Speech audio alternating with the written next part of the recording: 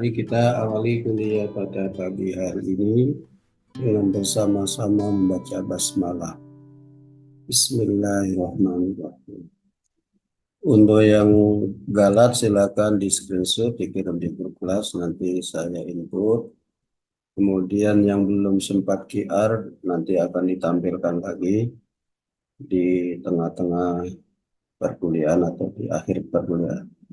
Ya, hari ini tema kita adalah moderasi beragama dan kerukunan antar umat beragama yang akan disampaikan oleh kelompok 5. Ada Mbak Fitriana dan kawan-kawan. Apakah kelompok 5 sudah bergabung? Sudah, Pak. Iya, ya, makasih. Yang akan jadikan co-host ya Pak, co-hostnya Mbak, yang akan share screen. Saya, Pak. Dan yang share screen Zahra, Pak. Zahra, mana Zahra? Konfirmasi Zahra. Saya, Pak. Sebentar.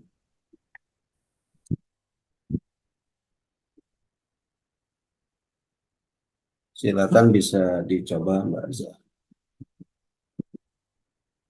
Baik, Pak. Saya coba dahulu. Bismillahirrahmanirrahim. Assalamualaikum warahmatullahi wabarakatuh. Selamat pagi, Pak Syarif dan juga teman-teman. Pada kesempatan kali ini, kami dari kelompok 5 akan menyampaikan hasil diskusi kami terkait moderasi beragama dan kerukunan antar umat beragama. Sebelumnya, izinkan kami memperkenalkan terlebih dahulu.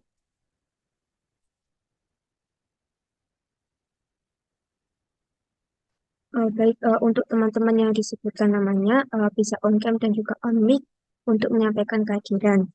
Ada Miranda, Iya. kemudian ada saya sendiri Alvina, kemudian ada Nabila, Hadir. kemudian ada Amanda Amelia, Hadir. ada Amelian Zika, Hadir. kemudian Fitriana, Hadir. dan juga Latifah Kolbi. Hadir. Baik, karena teman-teman telah seluruhnya sudah hadir, untuk selanjutnya adalah sesi penyampaian yang akan dilakukan oleh presentator. Dapat presentator dipersilakan.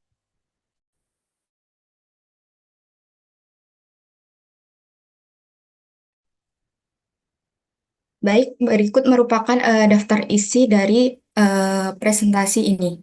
Yang pertama ada pendahuluan, yang kedua ada pengertian moderasi beragama, yang ketiga ada nilai-nilai moderasi beragama, yang keempat ada kerukunan antar umat beragama, yang kelima ada implementasi moderasi beragama, yang keenam ada studi kasus, dan yang terakhir adalah kesimpulan.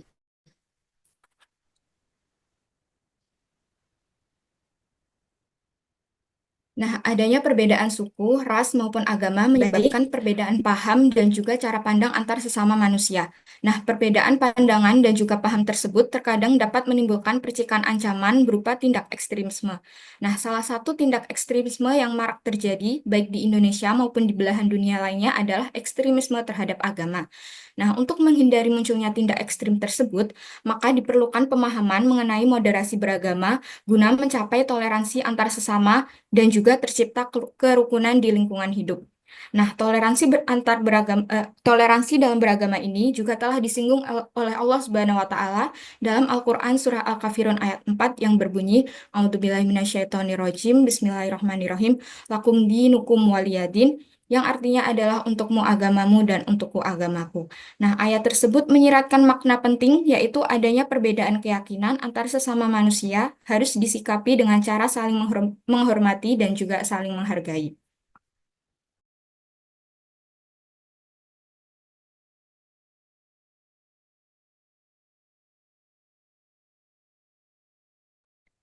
Baik, selanjutnya pengertian dari moderasi beragama. Moderasi beragama merupakan suatu sikap dalam umat beragama yang mengedepankan keseimbangan, toleransi, dan keterbukaan terhadap perbedaan. Nah, moderasi ini menekankan pada sikap yang tidak berlebihan dalam memahami dan mengamalkan ajaran agama. Sikap ini mendukung terciptanya kerukunan antar umat beragama yang dimana kelompok-kelompok dengan latar belakang yang berbeda dapat hidup berdampingan dengan saling menghormati, memahami, dan bekerja sama untuk menciptakan masyarakat yang damai dan harmonis, terutama di tengah keragaman agama. Nah, tujuan dari moderasi beragama ini yang pertama adalah menciptakan harmoni sosial, yang dimana moderasi beragama bertujuan untuk menciptakan lingkungan di mana orang dari berbagai latar belakang agama dapat hidup berdampingan dengan damai. Dengan sikap yang moderat, umat beragama tidak hanya mempraktikkan ajaran agama mereka itu sendiri, tetapi juga menghargai keyakinan orang lain. Nah, hal tersebut memungkinkan terciptanya suasana yang harmonis di masyarakat, yang dimana tidak ada perbedaan agama yang tidak menjadi pemicu konflik, tetapi justru dipandang sebagai KKN yang perlu dihormati. Kemudian yang kedua adalah mencegah konflik. Sikap ekstrim dalam beragama seringkali menjadi pemicu perselisihan dan perpecahan. Dengan moderasi ajaran agama dipraktikkan dengan cara yang tidak berlebihan, mengurangi adanya potensi gesekan antar kelompok-kelompok dengan latar belakang yang berbeda. Jika toleransi dan pemahaman lintas agama diperkuat, peluang konflik antar umat beragama itu bisa diminimalisir. Dan yang ketiga, merefleksikan keragaman budaya dan kerukunan antar umat beragama.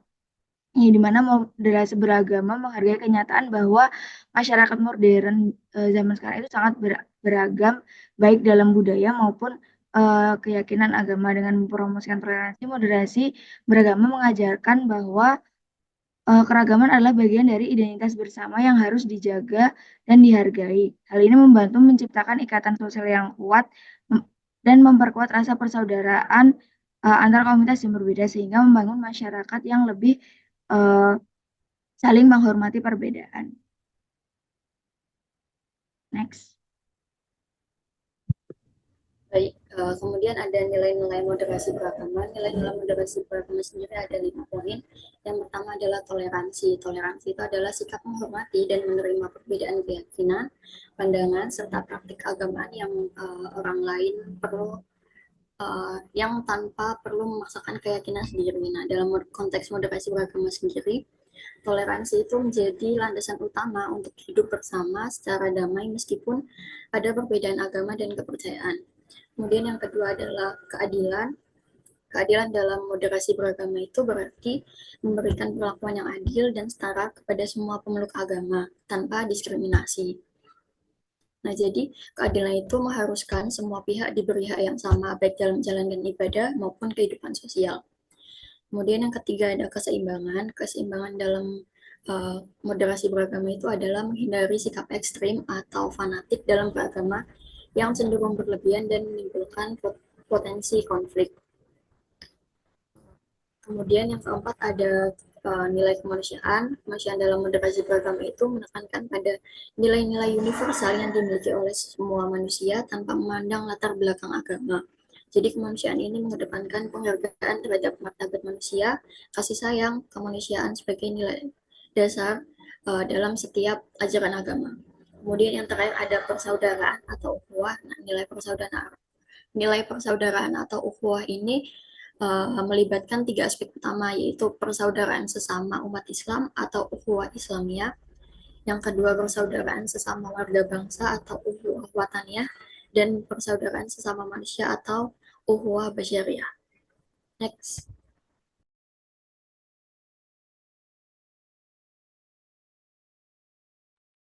Selanjutnya, kerukunan antar umat beragama. Nah, kerukunan ini dapat terjadi karena adanya moderasi sebagai kunci penting untuk menjaga kerukunan antar umat beragama. Nah, di dalam Islam terdapat konsep rahmatan lil alamin atau rahmat bagi seluruh alam dengan Islam yang tidak memandang perbedaan keyakinan sebagai ancaman.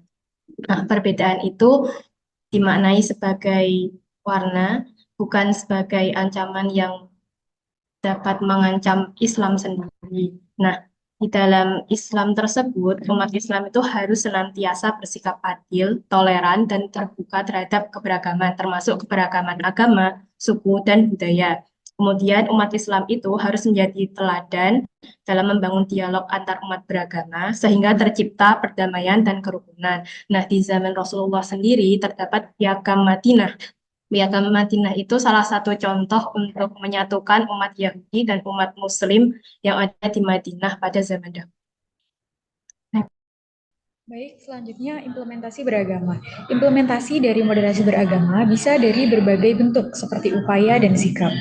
Upaya implementasi moderasi beragama yaitu dapat melalui strategi penguatan sosialisasi dan diseminasi gagasan moderasi beragama. Implementasi moderasi beragama juga dapat dituangkan melalui sikap seperti memperkuat komitmen bernegara, meneguhkan toleransi, dan menolak segala jenis kekerasan atas nama agama. Contoh nyata implementasi moderasi beragama dapat dilihat dari banyaknya masyarakat yang masih menerapkan ajaran Sunan Kudus. Salah satu ajarannya yaitu larangan menyembelih hewan sapi untuk kurban dalam perayaan Hari Raya Idul Adha.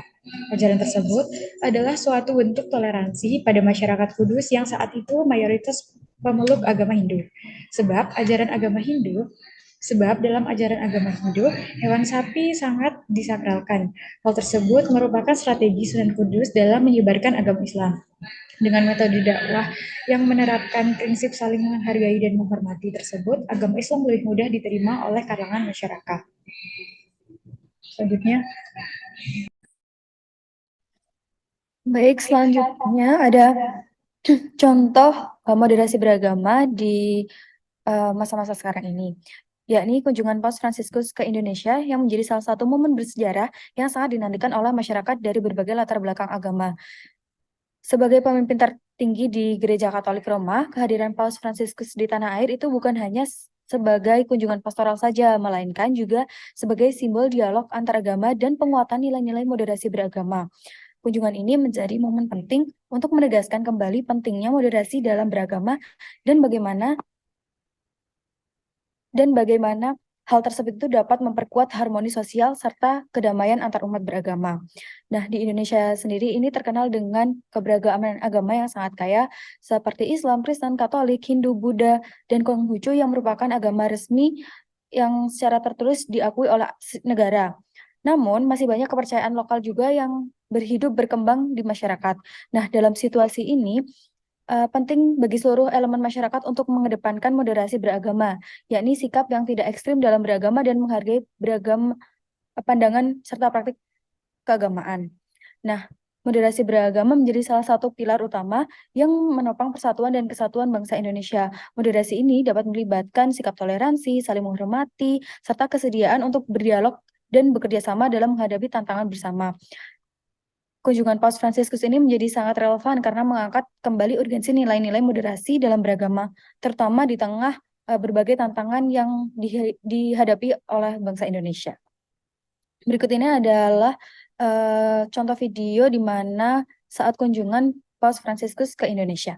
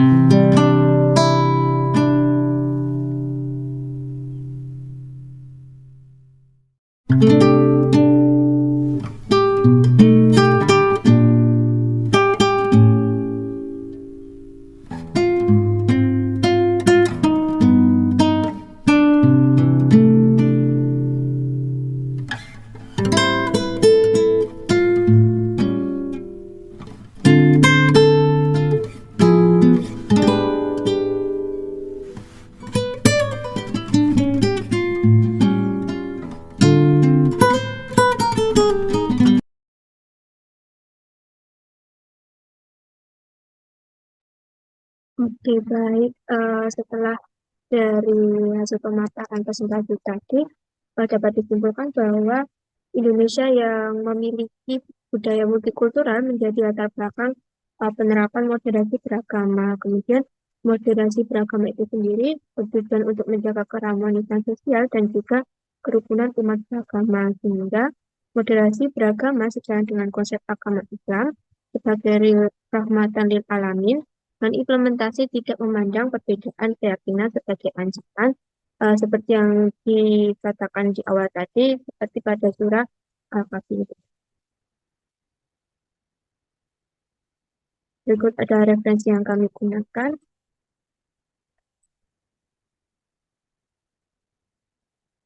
Terima kasih dan kemudian sekian presentasi dari kelompok 5. Selanjutnya kami membuka sesi tanya jawab bagi dua penanya terlebih dahulu. Kemudian apabila teman-teman ada yang ingin bertanya bisa langsung raise hand. Boleh di ini dulu Mbak screen-nya biar lebih komunikatif. Kita berikan applause dulu untuk kelompok 5 sudah presentasi. Ya, silakan diberi tanda apresiasi. Ya, di closing dulu ini ya, seterusnya. Oke, biar dulu. Ya, silakan. Mungkin 2 atau 3 pertanyaan ditampung dulu, kemudian disiapkan jawabannya 5 menit seluruh pertanyaan tadi, kemudian uh, kembali masuk untuk menjawab pertanyaan. Oke, silakan. Baik, untuk Wahyudi Akbar, boleh disampaikan pertanyaannya. Baik, sebelumnya Assalamualaikum warahmatullahi wabarakatuh. Terima kasih kepada kelompok 5 yang telah memaparkan materi dengan sangat baik. Di sini sebenarnya saya ingin menanyakan dan juga pandangan terhadap kelompok 5 bagaimana. Tadi kan disebutkan ya, seperti contohnya ada Paus Fransiskus yang datang ke Indonesia. Namun, ketika dilihat dari beberapa berita yang saya lihat yang lewat di sosial media saya, terdapat beberapa penolakan dari beberapa tokoh gitu, dari beberapa individu bahkan, bahwasanya kedatangan seseorang yang berlainan agama itu dapat menyebabkan apalah menurunkan iman atau kayak merusak akidah dan lain sebagainya gitu. Dan bagaimana sih tanggapan dari kelompok 5 terhadap hal tersebut mengenai pihak-pihak yang menolak terhadap keberadaan moderasi beragama yang mereka itu percaya bahwasannya hal tersebut itu dapat melemahkan dan juga mengurangi nilai kemurnian daripada ajaran agama tertentu seperti itu. Apakah kelompok 5 dapat dipahami? Baik, terima kasih untuk pertanyaannya. Berarti pertanyaannya itu lebih kepada bagaimana pandangan kami begitu ya terhadap kedatangan dari pemuka agama lain ketika banyak dari kita itu ada yang menolak begitu ya. Ya, betul. Baik, terima kasih. Mungkin akan kami tampung terlebih dahulu. Baik, Selanjutnya terima kasih. untuk Nazifa Yasmin, boleh disampaikan. Sebelumnya, terima kasih atas waktunya. Sebenarnya masih berhubung juga dengan pertanyaan Akbar sebelumnya. Kan tadi sudah dijelasin kalau moderasi agama itu bertujuan untuk menciptakan harmoni dan toleransi antar umat beragama. Boleh disebutin nggak sih tantangan-tantangan utama yang ada buat mengimplementasikan kebijakan moderasi beragama tersebut di wilayah yang multikultural dan multireligius, dan apa sih cara buat mengatasi tantangan-tantangan tersebut? Terima kasih. Baik, terima kasih untuk pertanyaannya kepada Nazifa. Untuk selanjutnya, izinkan kami terlebih dahulu untuk berdiskusi, begitu ya Pak? Ya, silakan bisa off cam dulu biar lebih fokus. Nanti kalau sudah siap bisa kembali masuk. Kemudian saya akan menayangkan presentasi lagi. Baik, Bapak. Kami dari kelompok 5 izin menjawab pertanyaan yang pertama dari Muhammad Wahyudi. Sebelumnya, terima kasih atas pertanyaannya. izinkan kami menjawab. Nah, memang ada beberapa pihak yang menolak konsep moderasi beragama yang seringkali berpendapat bahwa moderasi beragama itu dapat membahayakan atau melemahkan keyakinan dan iman para pengikut agama. Nah, mereka ini merasa bahwa konsep moderasi agama itu dapat membuat pengikut agama itu menjadi lebih longgar dalam memegang keyakinan dasarnya yang mungkin berpotensi untuk mengurangi intensitas keimanan atau bahkan membuka ruang kompromi terhadap ajaran yang mereka anggap atau mereka yakini. Nah, di antara alasan tersebut, mereka juga mungkin merasa moderasi ini mendorong keterbukaan yang berlebihan, yang mengakibatkan interaksi dan toleransi terhadap nilai atau ajaran agama lain yang dianggap tidak sejalan itu bertentangan dengan keyakinan mereka.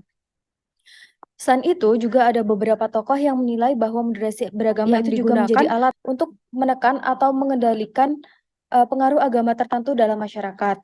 Nah, mungkin mereka merasa khawatir bahwa konsep ini juga digunakan untuk mengurangi peran agama dalam kehidupan publik atau bahkan menggeser norma-norma yang telah lama dijalankan dalam masyarakat dalam agamanya tersebut.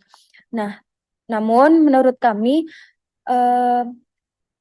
justru dengan adanya moderasi beragama atau munculnya tokoh-tokoh yang datang ke suatu masyarakat beragama lain itu tuh merupakan ajang untuk memperkuat iman, di mana itu juga tertulis dalam Al-Quran, di mana interaksi dengan tokoh agama lain itu juga sering menjadi momen untuk memperkuat iman bagi umat Islam. Nah, banyak juga di ayat Al-Quran yang mengisahkan bagaimana para nabi itu berdialog dengan pemuka agama lain atau pemimpin dari kepercayaan lain. Misalnya juga disebutkan kami tadi mencontohkan pada surah Al-Kafirun yang ayat-ayatnya ini juga menegaskan bagaimana kita tetap meyakini kepercayaan kita, namun juga menghormati atau bermoderasi terhadap kepercayaan lain. Dengan demikian, Al-Quran saja memberi contoh bahwa bertemu atau berdialog dengan tokoh agama lain itu tidak selalu melemahkan iman, namun juga justru menjadi penguat keimanan. Nah, ini adalah ada landasan untuk memahami bahwa moderasi dan interaksi yang baik dengan pemeluk agama lain itu bukan suatu ancaman, tapi juga suatu sarana untuk memperdalam keimanan.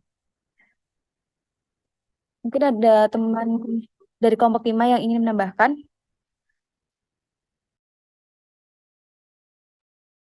Ini izin menambahkan di bagian tadi kan disebutkan kalau akan mempengaruhi kekuatan iman. Nah, pada dasarnya sendiri kan iman kan harusnya tidak tergantung dengan orang lain ya, itu kan merupakan sesuatu yang bersifat pribadi yang dan mendalam yang didasarkan pada keyakinan spiritual individu itu sendiri.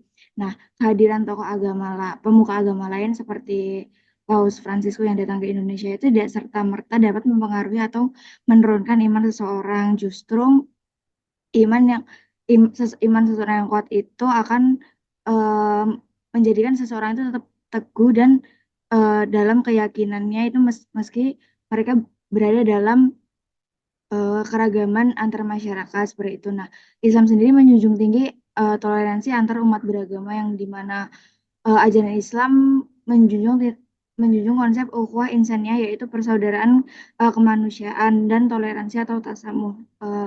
Nabi Muhammad Shallallahu Alaihi Wasallam sendiri dalam berbagai kesempatan pernah menjalin hubungan baik dengan para pemimpin agama lain termasuk mengadakan dialog dan bekerja sama. Nah, Islam sendiri mengajarkan untuk menghormati perbedaan agama dan keyakinan serta tidak memaksa orang lain dalam beragama.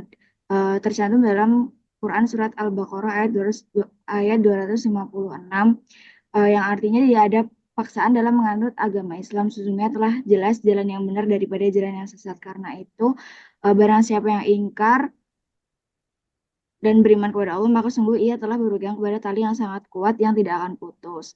Nah, ayat ini menekankan bahwa dalam Islam itu tidak diperbolehkan memaksa seorang untuk masuk atau memeluk agama Islam. Nah, setiap orang itu bebas memilih berdasarkan pemahaman dan keyakinan setelah kebenaran dan jalan yang benar-benar dijelaskan. Seperti itu. Mungkin ada yang mau menambahkan? Mungkin selanjutnya bisa dijawab terlebih dahulu untuk pertanyaan nomor 2 begitu. Sebentar, ditanyakan dulu ke yang bertanya, dikonfirmasi, Mbak.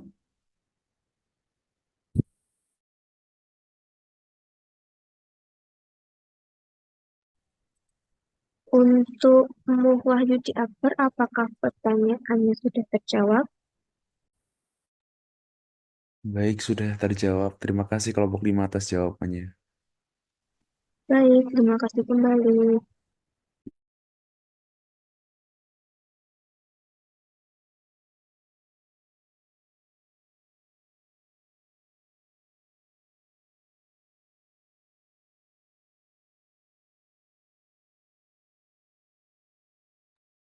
Baik, selanjutnya saya akan menjawab pertanyaan dari Nazifa tentang tantangan utama dalam implementasi moderasi antar umat beragama di lingkungan multikultural. Nah, di lingkungan multikultural sendiri terdapat tantangan yaitu perbedaan pemahaman dan interpretasi agama. Karena setiap agama itu punya aliran yang berbeda-beda. Dalam agama Islam sendiri terdapat beberapa mazhab dan penganut-penganutnya juga terkadang memiliki perselisihan antara pemahaman mazhab tersebut. Nah, untuk mengatasi tantangan tersebut, kita harus melakukan dialog antar umat beragama, memfasilitasi dialog antara umat-umat tersebut atau umat Islam sendiri yang berbeda mazhab untuk meluruskan pandangan agar saling memahami dan menghormati perbedaan tersebut. Kemudian diperlukan pula pendidikan moderasi agama dari pendidikan dasar hingga perguruan tinggi agar masyarakat terbiasa untuk menghargai perbedaan pandangan. Kemudian terdapat tantangan lain yaitu adanya radikalisme dan ekstremisme. Nah, kedua hal ini bisa tumbuh di lingkungan yang kurang memahami moderasi. Nah, sikap radikal dan ekstrim ini mampu mengancam kedaulatan bangsa dan nama baik dari agama sendiri. Nah, untuk mengatasinya diperlukan pendidikan karakter dengan kurikulum yang mengajarkan nilai-nilai kebangsaan, toleransi, dan moderasi dalam pendidikan formal. Kemudian diperlukan pengawasan dan pencegahan ekstremisme oleh pemerintah dan lembaga agama. Kemudian diperlukan pula kampanye anti-radikalisme untuk mempromosikan perdamaian dan sikap moderat melalui mungkin media sosial, televisi, atau platform lainnya. Bagaimana? Apakah sudah menjawab, Nazifa? Sudah, terima kasih jawabannya. Ya, Baik, karena sudah menunjukkan pukul 8.14, mungkin teman-teman tidak ada yang menanggapi. Kemudian kami sekian presentasi dan juga sesi tanya. Oke, sebentar Pak, sebelum ditutup ada sedikit saya tambahkan ya. Oh iya Pak. Untuk penguatan saja, jadi apa yang sudah disampaikan oleh kelompok 5 menjawab pertanyaan-pertanyaan tadi maupun presentasi ya. Saya kira sudah komprehensif ya, sudah dan juga substantif dan sekaligus memberikan perspektif bersama ya. Mudah-mudahan melalui kuliah daring ini menjadi sesuatu yang memberikan insight untuk cara pandang kita sebagai umat beragama untuk memperkuat pandangan atau perilaku yang moderat di dalam kehidupan kita. Ini saya tadi menekankan umat beragama ya, karena sesungguhnya agama apapun mengajarkan tentang moderasi, apalagi Islam ya. Tadi sudah banyak ayat Al-Quran maupun juga hadis Nabi dan pandangan-pandangan yang sudah disampaikan oleh kelompok 5 ini kita sudah tahu. Yang menjadi persoalan adalah bagaimana umat beragamanya. Termasuk tadi pertanyaan yang disampaikan oleh Mas Wahyudi maupun Mbak Amanda ya. Nah, ternyata di media sosial itu bisa menjadi gambaran bagaimana itu kita masih menghadapi tantangan itu. Selain yang tadi ditanyakan juga oleh Mbak Nadifah ya. Nah, saya kira ini justru yang menjadi bagian dari inti atau esensi dan tujuan utama dari Rasulullah diutus di muka bumi ini ya, untuk membangun akhlakul karimah. Rasulullah dalam sebuah hadis menyabdakan innama bu'itsu liutammima makarimal akhlak. Rasulullah menyatakan atau bersabda, sesungguhnya aku diutus di muka bumi ini untuk menyempurnakan, memuliakan akhlak manusia agar manusia ini menjadi manusia yang sesungguhnya, bukan perilaku-perilaku yang anti kemanusiaan atau dehumanistik. Nah, tadi soal kemanusiaan juga menjadi nilai yang ada dalam moderasi. Nah, disinilah kemudian dengan membangun akhlakul karimah, maka Rasulullah akan menegaskan kepada umatnya sesungguhnya diutusnya Rasulullah dan Islam dan kita umatnya itu mampu menjadi rahmatan lil alamin. Di dalam Al-Quran kan seperti itu disebut bahwa Rasulullah tentu ini menjadi juga spirit kita umat pemeluk Islam maupun artinya penganut dan pengikut Rasulullah harus membuktikan itu. Bagaimana Islam menjadi rahmatan lil alamin, termasuk dalam persoalan berinteraksi dengan umat beragama yang lain dimanapun, di Indonesia, di Anda, di daerah-daerah Anda, atau bahkan di dalam relasi internasional ataupun global. Apakah ini sesuatu ajaran yang sifatnya normatif atau teoritis saja? Tidak. Rasulullah pernah memberikan contoh. Bahkan di dalam kehidupan atau 2 tahun akhir kehidupan Rasulullah di kota Madinah, Rasulullah itu pernah mengundang sekaligus menyambut kedatangan 3 gelombang kelompok ataupun rombongan dari umat Kristiani atau Nasrani. Yang pertama itu Rasulullah menyambut rombongan dari Bani Najran untuk membahas berbagai persoalan disambut di kota Madinah, bahkan di Masjid Rasulullah di Masjid Nabawi. Kemudian lalu mendiskusikan, tentu pertama karena misi dakwah Rasulullah menyampaikan dulu tentang dakwah Islamnya, tawaran apakah kalian mau memeluk Islam. Nah, kemudian setelah dijawab kami tetap akan memeluk agama kami dan keyakinan kami, maka kemudian Rasulullah lalu tidak bersikap kemudian kontraproduktif atau misalnya tadi disebutnya radikal atau ekstremis, intoleran dan tidak. Tapi kemudian dilanjutkan dengan dialog. Nah, kalau begitu, lalu bagaimana caranya agar kita membahas hal-hal yang lain yang lalu terciptanya kedamaian, toleransi di antara